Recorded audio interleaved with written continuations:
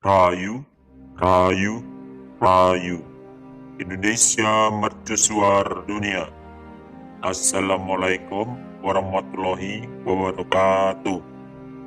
Kali ini saya akan membahas tentang Satrio Piningit melawan Dajjal.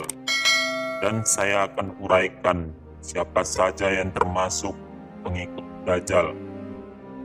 Semoga saja kalian mendengarkan baik-baik dan menyimak sampai akhir, sebab ini adalah nasihat dari seorang kiai atau ustadz yang tidak bisa saya beritahu identitasnya, supaya agar kita lebih mengerti apa yang diucapkan beliau daripada harus tahu identitasnya tersebut.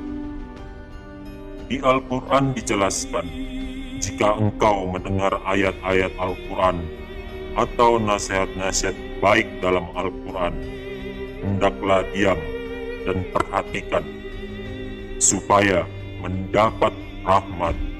Rahmat ini bisa kesembuhan, hidayah atau petunjuk, supaya kita lebih sejuk lagi pada Allah.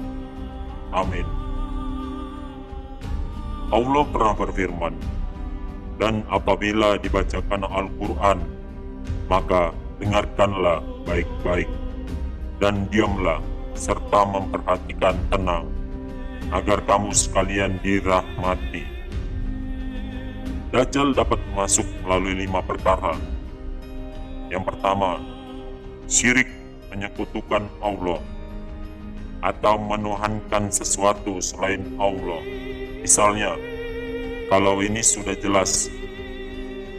Sedangkan yang syirik kecil, contohnya menuhankan uang, menuhankan partainya, menuhankan ilmu agamanya, dan lain-lain. 2. Musyrik, meminta bantuan selain kepada Allah. Misalnya, pergi ke dukun, atau pergi ke orang pintar, lalu pergi ke pantai selatan untuk pesugihan, serta ziarah ke kuburan atau buat minta doa pada orang yang mati, dan lain-lain. 3. Berani kepada orang tua, melawan orang tua, baik dikeluarkan maupun disimpan. 4. Fasik. Fasik yaitu membanggakan duniawi. Maksudnya adalah membanggakan hartanya, atau membanggakan keilmuannya, membanggakan bacaan Arabnya, membanggakan anaknya, serta membanggakan bacaan makrok dan tajwidnya. Merasa paling pintar tentang agama, merasa paling tahu tentang dalil-dalil dan lain-lainnya. 5. Putus asa. Misalnya berputus asa karena dimarahi orang tua, berputus asa dengan takdir yang terjadi.